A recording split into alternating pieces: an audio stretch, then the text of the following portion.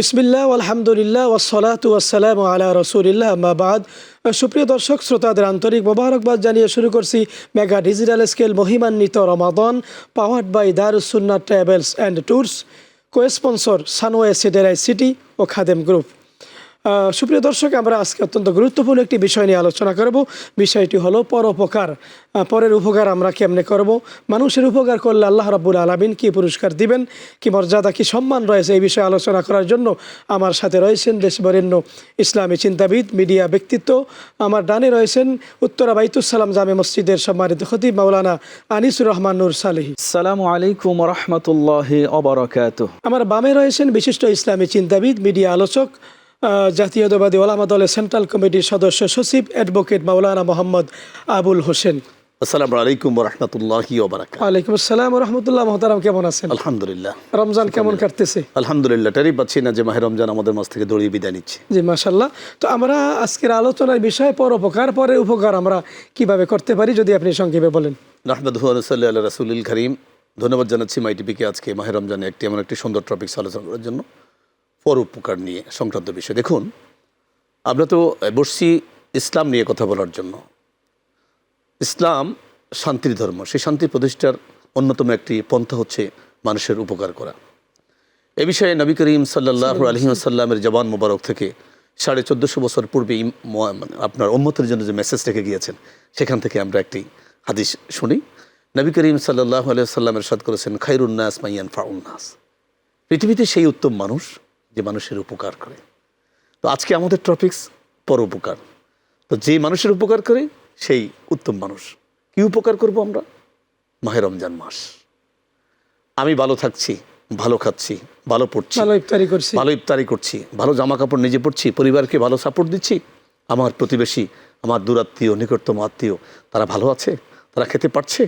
একজন অল্প আয়ের মানুষ, সে কি তার মাহে রমজানের আল্লাহর নৈকট্য লাভের জন্য সিয়াম সাধনা করতে পারছে, নাকি পরিবার পরিজনের অর্থ জোগাতে গিয়ে সে আল্লাহর হুকুম ছেড়ে দিয়ে বাইরে দৌড়াচ্ছে?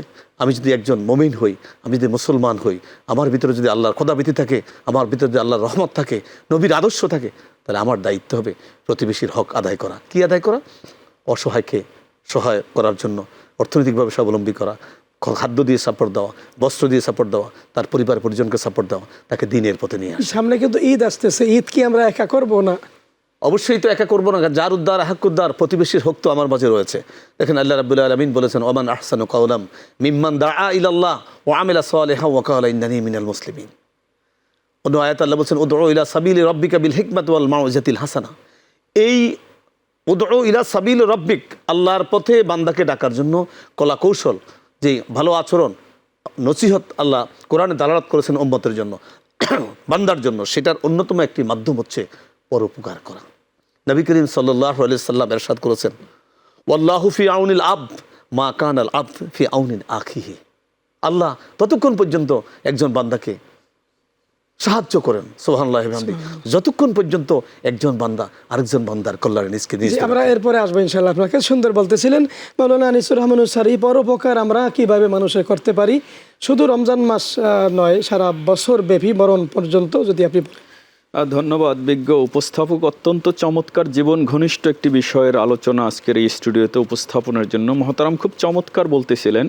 আমি তার কথার থেকেই যোগ করে বলতে চাই, আল্লাহ হাবিব সরকারে দো আলম নবীজি আমার মুহাম্মদ সাল্লাল্লাহু আলাইহি ওয়াসাল্লাম তিনি ইরশাদ করেছেন, লা ইয়ারহামুল্লাহু মান লা ইয়ারহামুন নাস।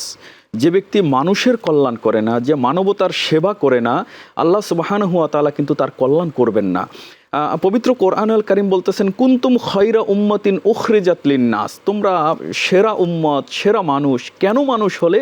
মানব 18,000 মাখলুকাতের মধ্যে আল্লাহ কেন শ্রেষ্ঠত্বের মর্যাদা দিলেন, এই বিষয়ে যদি আমরা কথা বলতে চাই, ওলামা ইকরাম, মুফাসসিরিন ইকরাম অনেক দিক বিভাগ নিয়ে আলোচনা করেছেন। আর গুরুত্বপূর্ণ একটি দিক এবং বিভাগ হলো, মানুষ এ কারণেই মানুষ, সে শুধু নিজে ভালো থাকবে বিষয়টা তা নয়, তার পাড়াপড়শি, তার আপনজন, তার আত্মীয় স্বজন, চলার সাথী, খেলার সাথী, বন্ধু বান্ধব, এদের মধ্য থেকে যারা দুস্থ, অসহায়, পথশিশু, ইয়াতিম, অনাথ, মিসকিন, অনাহারে, অর্ধাহারে যারা জীবন পার করছে, তাদের পাশে দাঁড়াতে হবে। এই কারণেই দাঁড়াতে হবে, অপর এক হাদিস আল্লাহর হাবিব সাল্লাল্লাহু আলাইহি ওয়াসাল্লাম বলেন, যে ব্যক্তি দুনিয়ার জমিনে মানুষের কল্যাণ করে আল্লাহ তাআলা তার কল্যাণ দিবেন, যে মানুষকে ক্ষমা করেন আল্লাহ তাকে ক্ষমা করে দিবেন, যে মানুষকে খাবারের ব্যবস্থা করবেন আল্লাহ তাকে উত্তম রিজিকের ফায়সালা দান করবেন।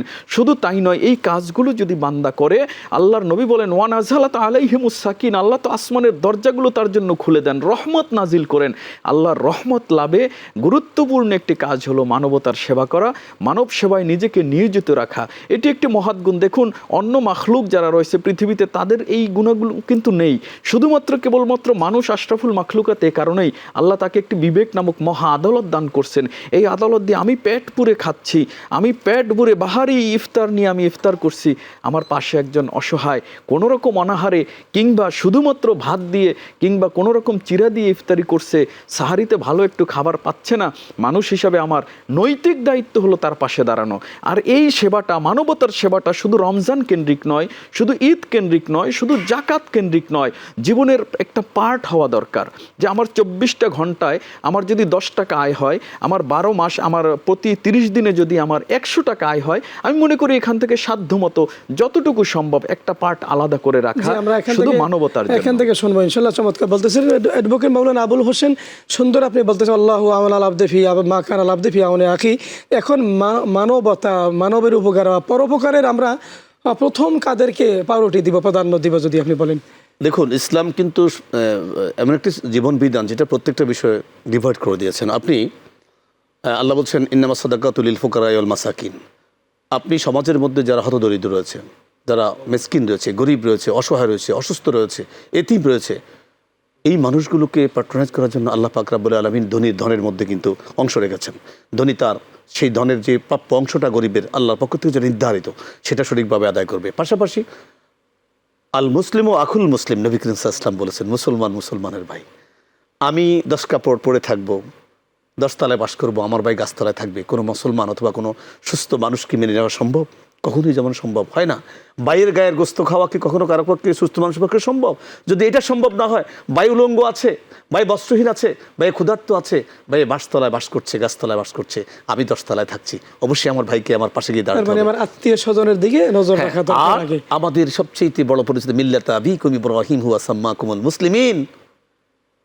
হযরত ইব্রাহিম ইসলাম আমাদেরকে মুসলমান হিসেবে যেই নামকরণ করেছেন আল্লাহ রাব্বুল আলামিন, আখিরি জামানা নবীর উপর যে কনস্টিটিউশন কোরআন নাজিল করেছেন, সেখানে কিন্তু আমাদেরকে মুসলমান হিসেবে নাম রেখেছেন।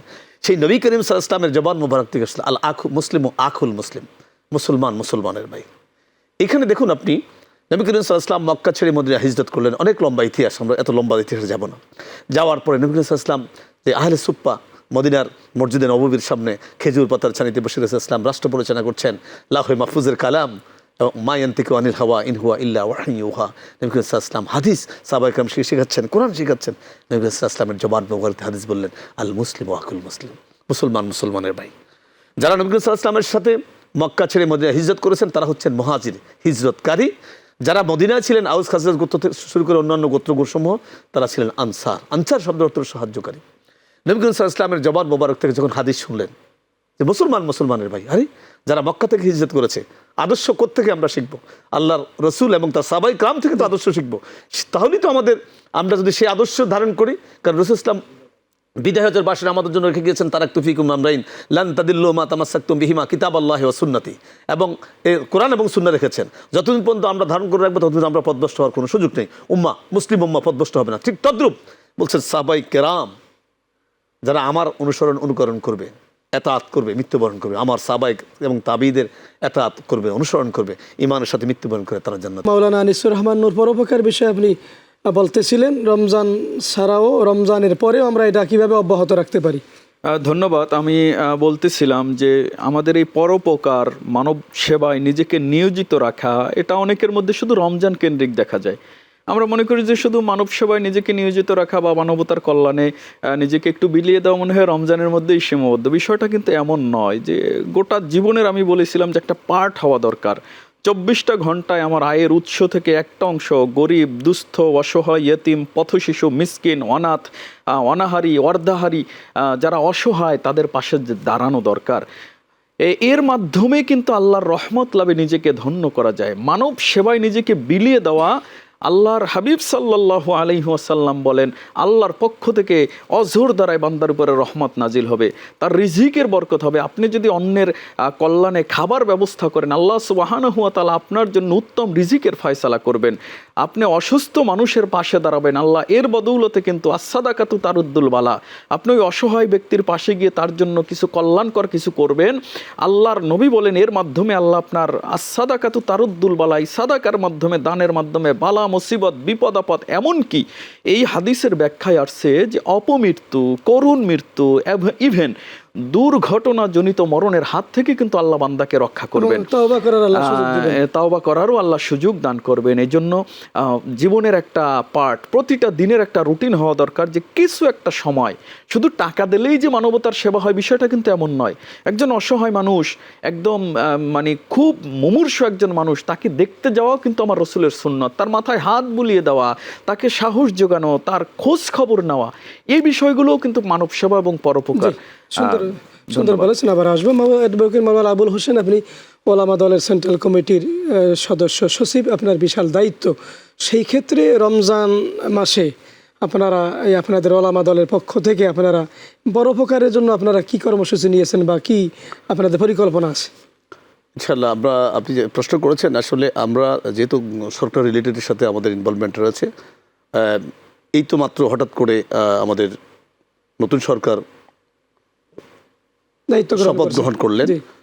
দেখুন, ইসলামের উপকারের জন্য আমি কিন্তু জাতীয় দেশ গড়ার পরিকল্পনা কমিটির সদস্য, সেখানে ইমাম, মুয়াজ্জিন, খতিব, ওলামা ইকরামকে প্যাট্রোনাইজ করার জন্য আমাদের মাননীয় প্রধানমন্ত্রী যেই কমিটমেন্ট করেছেন নির্বাচনী ইশতেহারে এবং আগে, যে আমরা যদি রাষ্ট্র ক্ষমতা আসতে পারি আমরা যে ভালো কাজগুলো করব, তার মধ্যে এই যে ইমাম, খতিব, মুয়াজ্জিন এদেরকে প্যাট্রোনাইজ করা, এদেরকে ঈদ সম্মানী দেওয়া, এদেরকে মান্থলি একটা সম্মানী ভাতা দেওয়া, এটা কিন্তু ইতিমধ্যে কাজ শুরু করেছেন। ইনশাআল্লাহ 10 তারিখ থেকে সেটা দেওয়া শুরু হবে। এর পাশাপাশি আমরা প্রত্যেকে ব্যক্তিগতভাবে আমি আমার অবস্থান থেকে আমি চেষ্টা করে যাচ্ছি আমার নিজের ইজামাত আল ইনসান ইনকাতা আমালুহু ইল্লা মিন সাদকাতিল জারিয়া আও ইলমিন ইয়ানতাফি বিহিন নাস আও ওয়ালাদিন সালিহিন ইয়াদউ লাহু বা'দা মাউতি। তো এইখানে আমি আমার মতো করে আমি নিজেও একটা মাদ্রাসা প্রতিষ্ঠা করেছি। আমার 8-9 জন টিচার দিয়ে আমি সালে সম্পূর্ণ ফি সাবিলিল্লাহ আমার গ্রামের বাড়িতে। আমাকে প্রচুর পরিমাণ সেখানে ইনভেস্ট করতে হয়। অনেকগুলো এতিমকে প্যাট্রোনাইজ করছি। পাশাপাশি আমার নিজের সাধ্যের মধ্যে আমার সংগঠনও চেষ্টা করে যাচ্ছে যে ইনশাআল্লাহ আমরা এতিম, অসহায় এবং হতদরিদ্র মানুষের পাশে ইনশাআল্লাহ আমরা দাঁড়ানোর চেষ্টা করছি এবং করবো ইনশাআল্লাহ। জি, শুকরিয়া। সুন্দর বলেছেন আমাদের মাননীয় প্রধানমন্ত্রী জনাব তারেক রহমান। তো তার কমিটমেন্ট তিনি রাখছেন। এই যে ইমাম মুয়াজ্জিনদের কি শুধু রমজান কেন্দ্রে কি আপনারা হাদিয়া দিবেন নাকি এটা অব্যাহত থাকবে? ইমাম মুয়াজ্জিনকে ধর্ম মন্ত্রণালয়ের আন্ডারে পার্মানেন্টলি বাংলাদেশের সকল মসজিদের খতিব, ইমাম, মুয়াজ্জিন এদেরকে সম্মানী ভাতা, দ্যাট মিনস মান্থলি যে স্যালারি, সেটা পার্মানেন্টলি দেওয়ার সিদ্ধান্ত গ্রহণ করেছেন এবং অচিরেই সেটা আমাদের প্রিয় নেতা, আমার বাংলাদেশের নবনির্বাচিত প্রধানমন্ত্রী জনাব তারেক রহমান যে কমিটমেন্ট করেছিলেন সেই কমিটমেন্টের শুভ সূচনা হতে যাচ্ছে। ইতিমধ্যেই ক্যাবিনেটের মধ্যে কয়েকটি মিটিংও হয়েছে, আপনারা লক্ষ্য করেছেন, মিডিয়ার মধ্যে দেখেছেন। আমাদের প্রিয় নেতা ফ্যামিলি কার্ড, স্বাস্থ্য কার্ড, কৃষকের কার্ড এবং হচ্ছে ইমাম, খতিব, মুয়াজ্জিনদের যারা মুসলমানদেরকে এস্টাবলিশ করার জন্য, এদেশে ইসলামী মূল্যবোধকে জাগ্রত করার জন্য, মানুষকে দ্বীনের দাওয়াত দিয়ে মানুষকে আদর্শের পথে আনার জন্য এবং এই আগামী ভবিষ্যৎ প্রজন্মকে গড়ে তোলার জন্য ধর্মীয় শিক্ষাকে প্রাধান্য দিয়েই উনি এই আলেম ওলামাদেরকে মূল্যায়ন করার জন্য উনি পদক্ষেপ নিয়েছেন এবং ফার্স্ট প্রায়োরিটিতে রেখেছেন যে কয়েকটা ফার্স্ট প্রায়োরিটি, তার মধ্যে এটা ফার্স্ট প্রায়োরিটি যে পার্মানেন্টলি বাংলাদেশের সকল মসজিদের ইমাম, খতিব, মুয়াজ্জিন সরকারি ভাতা তথা এই ভাতার আওতায় আসবে এবং ইনশাআল্লাহ আলেম ওলামারা ঘুরে দাঁড়াবে, তাদের পরিবার পরিজন ঘুরে দাঁড়াবে, এটা সে ইসলামী মূল্যবোধ। শুকরিয়া, জাযাকাল্লাহ। সুন্দর এই পরিকল্পনা আল্লাহ কবুল করুক, বাস্তবায়ন করার তৌফিক দান করুন। আপনি কষ্ট করে আসছেন, আপনাকে অসংখ্য ধন্যবাদ। ধন্যবাদ আপনাকেও আমাকে ইনভাইট করার জন্য। আনিসুর রহমান নুরসারি, আপনি যদি খুব সংক্ষেপে বলেন, ভবঘুরে মানুষ, দুস্থ অসহায়, রাস্তার পাশে পথশিশু শুয়ে আছে, এদেরকে আমরা কিভাবে উপকার করতে পারি? আসলে দেখুন, বিভিন্ন সংস্থা বা বিভিন্ন ফাউন্ডেশন কিন্তু এদের পাশে মাঝে মধ্যেই দাঁড়ায়। তো এই ভবঘুরে মানুষগুলো কিন্তু নির্দিষ্ট একটা জায়গায় কিন্তু আস্তানা গেড়ে বসে। তো এদের আশেপাশে আমরা যারা অবস্থান করছি এদেরকে একটু দেখে সর্বপ্রথম এদের পরিষ্কার পরিচ্ছন্ন পরিপাটি করে এদের একটু সুচিকিৎসার ব্যবস্থা করা আমি মনে করি দরকার। যেহেতু মানুষটা ভবঘুরে বা মেন্টালি শকড বা তার আইকিউটা এখানে কম মনে হচ্ছে বা পাগল শ্রেণীর মনে হয়, তো এই জন্য তাদের পাশে দাঁড়ানো, তাদের চিকিৎসা করা এবং সম্ভব হলে এই মানুষটাকে খুঁজে তার আত্মীয় স্বজনের হাতে তুলে দেওয়া, আমি মনে করি এটাও মানবতার সেবায় একটা গুরুত্বপূর্ণ দিক এবং বিভাব। এই ছেলেটা বা এই মানুষটাও তো কারো না কারো সন্তান, কারো না কারো ভাই, কারো না কারো আপনজন, কারো না কোনো সন্তানের হয়তো বাবা, কিন্তু সে হয়তো মানসিকভাবে অসুস্থ হওয়ার কারণে তার পরিবার খুঁজে পাচ্ছে না বা যেতে পারতেছেন না বা হারিয়ে গেছেন, এরকম অনেক অবস্থা কিন্তু আমরা দেখতে পাই। তো এই জন্য এদের একটু যত্ন করা, এদের পাশে দাঁড়ানো, এদের পরিষ্কার পরিচ্ছন্ন এবং ভালো পোশাকের ব্যবস্থা করে এদের চিকিৎসার মাধ্যমে এবং সম্ভব হলে এদের পরিবারের কাছে তুলে দেওয়াটাও মানবতার সেবায় নিজেকে বিলিয়ে দেওয়ার অন্যতম একটা হাতিয়ার হবে। শুকরান, জাযাকাল্লাহ, সুন্দর আলোচনা করেছেন, আপনাকে অসংখ্য ধন্যবাদ। আপনাকেও মোবারকবাদ। সুপ্রিয় দর্শক শ্রোতা, আপনারা দেখছেন মেগা ডিজিটাল স্কেল মহিমান্বিত রমাদান, powered by Darus Sunnah travels and tours, হজ ওমরার বিশ্বস্ত প্রতিষ্ঠান, কো-স্পন্সর সানওয়ে স্যাটেলাইট সিটি, ভবিষ্যৎ প্রজন্মের ঠিকানা ও খাদেম গ্রুপ। আমরা পরোপকার নিয়ে আলোচনা শুনলাম, এই কথাগুলো আমরা আমল করব এবং আমরা সাধ্যমতো আমাদের প্রতিবেশী, বিশেষ করে আত্মীয় স্বজনকে যেন আমরা ভুলে না যাই, অসহায় মানুষদের যেন আমরা ভুলে না যাই, তাদের সহযোগিতা করব। আল্লাহ রাব্বুল আলামিন পরোপকারের মাধ্যমে তার নৈকট্য অর্জন করার তৌফিক দান করুন, আমিন ইয়া রাব্বাল আলামিন। ইনশাআল্লাহ আগামী পর্বে নতুন কোনো বিষয়ে নতুন অতিথির সাথে দেখা হবে। আল্লাহ সুবহানাহু ওয়া তাআলা সে পর্যন্ত সকলকে সুস্থ, সুন্দর ও নিরাপদে রাখুন, এই কামনা শেষ করছি। আল্লাহ হাফেজ। আসসালামু আলাইকুম ওয়া রাহমাতুল্লাহি ওয়া বারাকাতুহু।